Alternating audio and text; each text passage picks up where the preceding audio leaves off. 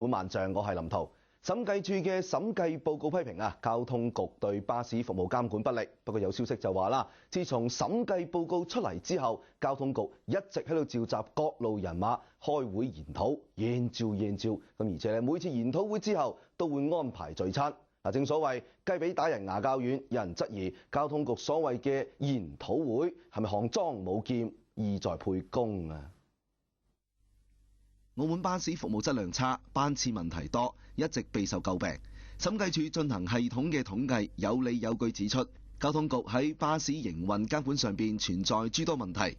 有交通諮詢委員會委員表示，報告雖然無法包括巴士監管上邊所存在嘅所有問題，但係已經指出咗最根本嘅問題。政府需要做嘅就係落功夫去改善。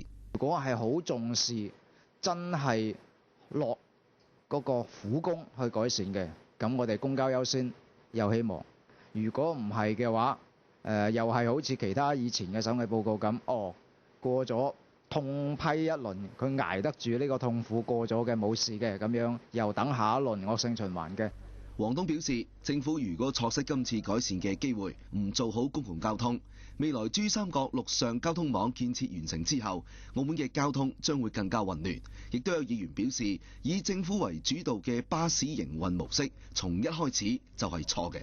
好明顯啦，呢種係靠官僚嚟到去管理一個商業經營咧嘅模式咧，喺全世界邊個地方失敗？更加何況喺澳門呢啲咁嘅劣質官僚嘅時候，更加冇可能去管得到。咁而交通事務局去專業化，你真係要能夠去專業，而唔係而家咁樣靠外行去管理內行。